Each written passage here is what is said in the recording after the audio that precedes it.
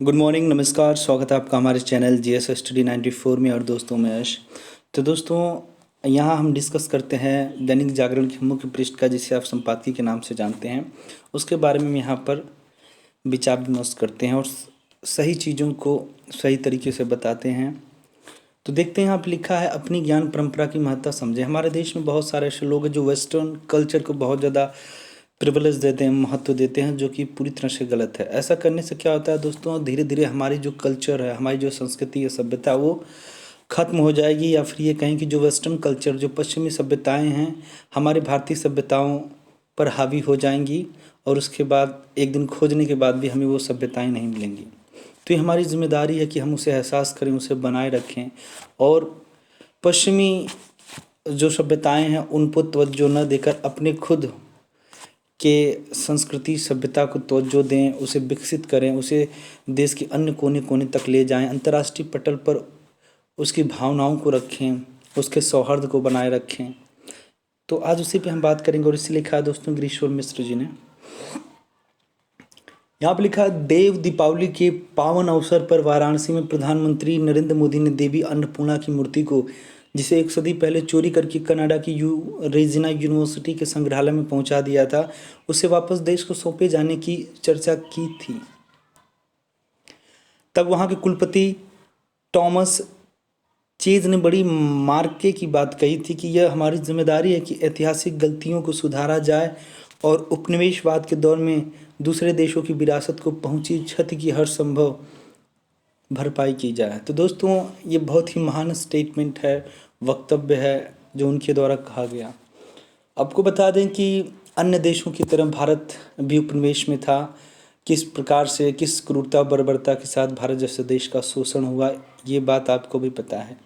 तो दोस्तों जिस दौरान हमारा भारत जैसा देश उपनिवेश था अन्य देशों का, उस समय हमारे देश में बहुत ही बहुमूल्य चीज़ें हुआ करती थीं, मूर्तियाँ थीं, जवाहरात थे और अन्य महत्वपूर्ण चीज़ें थीं जो वो अपने साथ या तो लूट के ले गए या ज़बरदस्ती लूट के ले गए या फिर अन्य किसी तरीके माध्यम से उसे लेकर अपने देश चले गए। पर दोस्तों आज तक किसी ने न ऐसी बात कही, न उन्होंने लौटाया। मैं एक चीज़ अगर यदि और बताऊं कि जो कोहिनूर हीरा है दोस्तों, वो भारत का ही है, पर आज तक ब्रिटेन ने कभी हामी तक नहीं भरी कि नहीं भैया अपना कोहिनूर हीरा ले लो। वो अपने आप को गौरव महसूस करते हैं, पर उन्हें ये नहीं पता है कि वो हमारे देश से चुरा कर, छीन कर ले गए हैं और उन्हें अब इस बहुमूल्य पदार्थ को हमारे भारत जैसे देश को समर्पित कर देना चाहिए। पर वो कब ये चीज़ समझेंगे। आशा है कि साल के अंत तक यह मूर्ति अपने मूल स्थान पर पुनः विराजित हो जाएगी। दरअसल विपन्नता की स्थिति में अपनी बहुमूल्य संपत्ति गिरवी रखना और स्थिति सुधरने पर उसे छुड़ा कर वापस लाना कोई नई बात नहीं और यह दस्तूर अभी भी जारी है। भारत की समृद्ध ज्ञान संपदा और उसकी अभिव्यक्ति को भी अतीत में अंग्रेजों के पास बंधक रख दिया गया, पर परेशानी यह है कि उसके एवज में जो लिया गया या मिला, उसकी परिधि में ही शिक्षा का आयोजन हुआ और उसके मोहक भ्रम में हम सब कुछ ऐसे गाफिल हुए कि अपनी संपदा को अपनाना तो दूर, उसे पहचानने से भी इनकार करते रहे। मैकाले साहब ने जो तजवीज़ भारत के लिए की, उसे हमने कुछ यूँ कबूल कर अपनाया कि स्मृति भ्रम जैसा होने लगा और विकल्पहीन होते गए। इसके चलते अपने स्वभाव के अनुसार सोचने विचारने पर ऐसा प्रतिबंध लगा कि कोल्हू के बैल की भांति पीढ़ी दर पीढ़ी पराई दृष्टि के पीछे ही चलते रहें। चलने से गति का एहसास तो हो रहा था, लेकिन दृष्टि पर पड़े आवरण से दिशा बोध जाता रहा। इसका परिणाम सामने है। IIM और IIT जैसे शिक्षा के कुछ सुरम्य द्वीपों के चारों ओर कुशिक्षा का समुद्र हिलोरे ले रहा है। आज डिग्रीधारी बेरोजगारों की संख्या गुणवत्ता की दृष्टि से कमजोर शिक्षा और भारत के स्वभाव और संस्कृति से बढ़ते अपरिचय के बीच शिक्षा जगत में बेचैनी व्याप्त है। सभी स्तरों पर छात्रों की तादाद भले ही बड़ी हो, मगर गुणवत्ता घटी। आज प्राथमिक विद्यालय में बच्चे का प्रवेश जग जीतने का कारनामा जैसा हो गया है। इस स्तर पर विषमता का अनुमान लगाना भी कठिन है। सरकारी और गैर सरकारी स्कूलों और उनके वर्ग भेद शिक्षा के अधिकार की धज्जियां उड़ाते हैं। निजी विद्यालयों की ऊंची फीस और व्यवस्था अभिभावकों के लिए तनाव का बड़ा कारण बन रही है। वहीं सरकारी स्कूलों के बच्चों की शैक्षिक उपलब्धि सोचनीय है। तो दोस्तों आप बता दें, आज हमारे देश में चाहे वो अमीर वर्ग हो चाहे गरीब वर्ग, दोनों बुरी तरह से बहुत ही विचलित हो चुके हैं। बहुत ही उनके लिए गंभीर समस्या ये बना हुआ है कि यदि आप अच्छी से अच्छी शिक्षा के बारे में सोच रहे हैं तो उसके लिए बहुत बड़ा पैकेज, बहुत बड़ा पैसा खर्च करना पड़ेगा अपने बच्चे के लिए। और आप अन्य कुछ नहीं कर सकते हैं। अपने बच्चे को आज के दौर में उच्च से उच्च शिक्षा में पढ़ा लें, वही बहुत बड़ी बात। आप बताइए, D pharma, B pharma, MBA, MD, फलाना ढिकाना, ये जो बड़ी बड़ी जो पढ़ाइयाँ हैं, उसके लिए क्या गरीब परिवार सक्षम है?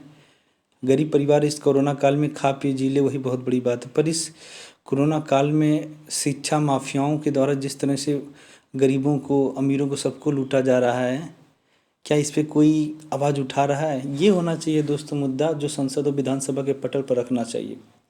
1-1 लाख, 1.5 लाख रुपये डी फार्मा, बी फार्मा का लिया जा रहा है पर मंथ, पर सेमेस्टर का, पर कोई आवाज़ नहीं उठा रहा है। ये बहुत ही बड़ी गंभीर बीमारी है। और जो सरकारी स्कूल हैं उसकी स्थिति तो आप देख रहे हैं, 40-50 हज़ार जो वहाँ के शिक्षक गण हैं तनख्वाह ले रहे हैं, और बच्चों को क्या शिक्षा दे रहे हैं। अमूमन 1-2 कॉलेज होंगे जहाँ पे बेहतर शिक्षक मिले होंगे, अपनी जिम्मेदारियाँ निभा रहे हैं। पर दोस्तों मैं 1-2 की बात नहीं कर रहा हूँ, मैं संपूर्ण भारत में जो भी सरकारी विद्यालय वहाँ पे चर्चा करना चाहता हूँ कि उनकी स्थिति क्या है।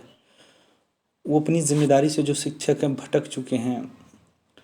जो उनकी सोच है वो अलग बन चुकी है। आएंगे, पैर फैलाएंगे, न्यूज़पेपर पढ़ेंगे, मोबाइल से बात करेंगे, व्हाट्सएप करेंगे, फेसबुक करेंगे, पर जो उनकी मूल जिम्मेदारी है, जिस वजह से उन्हें सरकार तनख्वाह दे रही है, वो अपनी जिम्मेदारी भूल गए हैं।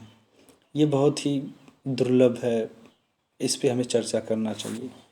इससे शायद कोई असहमत हो कि हम पर थोपी हुई शिक्षा की दृष्टि अंग्रेजों की औपनिवेशिक उद्देश्यों की पूर्ति का उपाय थी, न कि यहाँ की अपनी जैविक उपज, उसकी विश्व दृष्टि के परिणाम।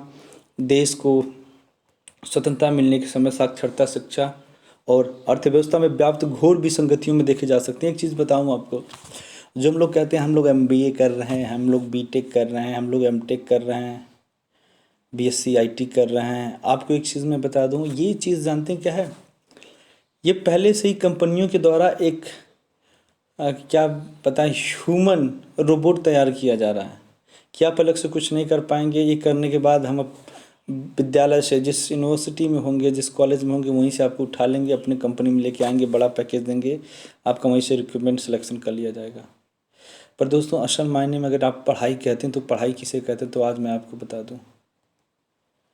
यदि पढ़ाई कहते हैं तो दोस्तों जो आर्ट्स के जो सब्जेक्ट हमारे देश में, पॉलिटिकल साइंस हुआ, जियोग्राफी हुआ, इकोनॉमी हुआ, सोशल साइंस हुआ, ये सब बहुत ही इंटेलेक्चुअल सब्जेक्ट हैं। ये सबके बस की बात नहीं, इसे कोई पढ़ पाए।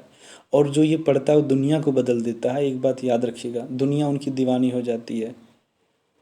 तो यदि कोई बच्चा, कोई व्यक्ति, कोई छात्र इस तरह के सब्जेक्ट को पढ़ता है या उसमें रुचि लेता है, तो उसे आप अनोखा समझिए। वो अनोखा है, उसके विचार अनोखे हैं, वो दुनिया को बदलने की बात करता है, समाज को एक नई राह दिखाने की बात करता है। ऐसे लोग इन सब्जेक्ट को चूज़ करते हैं। हमें यह रीति नीति बदलने का अवसर मिला, लेकिन हम कुछ न कर सके। उसके 7 दशक बाद भी उच्चतम न्यायालय का दरवाज़ा भारतीय भाषा के लिए बंद है।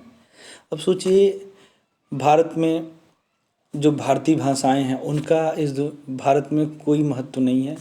हर जगह अंग्रेजी घुसी पड़ी हुई है। हमें कभी कभार महसूस होता है हम आज़ाद कहाँ हुए हैं। आज़ादी का मतलब होता है खुद के देश में जो चीज़ें हैं उन्हें वहाँ पे इम्प्लीमेंट की जाए, ना कि दूसरे देशों की चीज़ों को थोपा जाए। आज भी बड़े बड़े चले जाएं, आप दफ्तर चले जाएं, सुप्रीम कोर्ट चले जाएं, न्यायालय की जो भी चीज़ें देखते हैं सब इंग्लिश में लिखी होती हैं। हर जगह इंग्लिश घुसी पड़ी हुई, तो कहाँ से हम आज़ाद हैं भैया। भाषा और ज्ञान की दृष्टि से हम जिस तरह पर निर्भर होते गए, ज्ञान के प्रचार और प्रभाव की दृष्टि से लोकतंत्र के लिए बड़ा घातक सिद्ध हो रहा है। इस दौरान हम भारत की समझ की, भारतीय दृष्टि की संभावना के प्रति भी संवेदनहीन बने रहें। राजा बदलने के बावजूद व्यवहार के स्तर पर काज में यथास्थिति ही बनी रही। संभवतः औपनिवेशिक दृष्टि की औपनिवेशिकता ही दृष्टि से ओझल हो पाई, और उसकी अस्वाभाविकता भी बहुतों के लिए सहज स्वीकार्य हो गई। ज्ञान का केंद्र पश्चिम हो गया और उसी का पोषण एवं परिवर्धन ही औपचारिक शिक्षा का ध्येय बन गया। और इस कार्य के लिए अंग्रेजी भाषा को भी अबाध रूप से प्रश्रय मिलता गया। इसके सामाजिक सांस्कृतिक आशय से बेखबर हम उसी मॉडल को आगे बढ़ाते गए और बिना भारतीय ज्ञान परंपरा को जाने उसे हाशिए पर धकेलते गए। भारत में जो पहले की जो शिक्षा थी, जो किताबें थीं, जो दर्शन शास्त्र थे, उससे जब आप पढ़ेंगे ना तो दुनिया की कोई भी किताब फीकी पड़ जाएगी। पर उस चीज़ को हम भूलते गए। कहे तो ना, भारतीय सभ्यता, भारतीय ज्ञान सब हटा दो, सब वेस्टर्न कल्चर जो पश्चिमी सभ्यता है उसका हम लोग यहाँ पे घुसा रहे हैं जगह जगह। जो कि एक दिन ऐसा भी आएगा जब हमारी भाषा, हमारी संस्कृति एक बस मिसाल रहेगी। हाँ, पहले ऐसा हुआ करता था। भाषा जो ज्ञान का प्रमुख माध्यम व ज्ञान का पैमाना बन गई। शिक्षा में स्वराज्य एक स्वप्न बनता गया। अंग्रेजी उन्नति की सीढ़ी बन गई। जो अंग्रेजी जाने वही कुलीन और योग्य करार दिया जाने लगा। सामाजिक भेदभाव, सामाजिक दूरी ही नहीं, स्वास्थ्य कानून और न्याय आदि से जुड़ी नागरिक जीवन की सामान्य सहूलियतें भी इससे से जुड़ गईं। 12-15% लोगों की अंग्रेजी 80% से अधिक भारतीय जनों की भाषाओं पर भारी पड़ रही है। इस बाध्यता के चलते पढ़ाई लिखाई और अध्ययन अनुसंधान परजीवी होता गया। मौलिकता और सृजनात्मक की जगह अनुकरण, पुनरुत्पादन और पृष्ठ पेषण की जो प्रबल धारा प्रवाहित हुई, उसने घोर अंधानुकरण को बढ़ावा दिया। उसने देश काल और संस्कृति से काटने के साथ जिस दृष्टिकोण को स्थापित और संवर्धित किया, उसके चलते हम बिना किसी द्वंद्व के उस यूरो अमेरिकी नज़रिए को ही सार्वभौमिक मान बैठे, जो मूलतः सीमित, स्थानीय और एक खास तरह का देशी ही था, परंतु आर्थिक राजनीतिक तंत्र के बीच पश्चिम से निर्यात किया गया। यह कितना अनुदार रहा, यह इस बात से प्रमाणित होता है कि जिसने भारतीय ज्ञान परंपरा को अप्रासंगिक और अप्रमाणित ठहराते हुए प्रवेश ही नहीं दिया या फिर उसे पुरातात्विक अवशेष की तरह जगह दी गई, उसका ज्ञान सृजन के साथ कोई सक्रिय रिश्ता नहीं बन सका। मुश्किल यह भी हुई कि भारतीय ज्ञान धारा में भारत का जो थोड़ा बहुत प्रवेश हुआ भी वह उसका पाश्चात्य संस्करण था, जिसमें दुराग्रह और गलत व्याख्याएं थीं। दूसरी ओर भारतीय समाज को पश्चिमी सिद्धांतों की परीक्षा के लिए नमूना माना जाता रहा। इस प्रक्रिया में हमने गांधी जी की सीख भी भुला दी कि हमें अपनी ज़मीन पर पांव टिकाए रखने हैं, ताकि खिड़कियां जरूर खुली रखनी है ताकि बाहरी हवा आती रहे। हम यह भी भूल गए कि शिक्षा समग्र व्यक्तित्व विकास से जुड़ी होनी चाहिए, ताकि हाथ, दिल और दिमाग सभी कार्यरत रहें। मानव सेवा में ईश्वर सेवा का भाव न रहा और न मनुष्य रूप में जीने के लिए जरूरी आत्मनिर्भर। हमारे देश में दोस्तों गलत चीज़ें जिस तेज़ी के साथ प्रचार प्रसार हो रही हैं, वो कभी कभार सोचने पे मजबूर कर देती हैं। कभी कभार लोग कहते हैं कि बंदा जैसे भी बता रहा है लोगों को, सही गलत तो बता रहा है, यही चीज़ हमें हटानी है। सही गलत, भैया सही बता रहा तो ठीक है, यदि उसमें गलत भी बता रहा है तो ऐसे लोग कृपया अपने घर में ही बैठें, ज्ञान न झाड़ें। इससे क्या होता है, सही बताने के बाद क्या होगा, जब आप थोड़ी सी गलत बता दिए तो पूरी तरह से उसका रूप जो विकृत हो गया, उससे तमाम तरह के आंदोलन, लोगों के बीच में भ्रांतियाँ, सब कुछ फैलने लगता है। तो थोड़ी सही थोड़ी गलत वाला काम बंद करिए। यह संतोष की बात है कि नई शिक्षा नीति गहनता से इन विसंगतियों से रूबरू होते हुए विषयगत, प्रक्रियागत और संरचनागत बदलाव की दिशा में अग्रसर है। बंधक पड़ी सरस्वती को भी छुड़ाना आवश्यक है।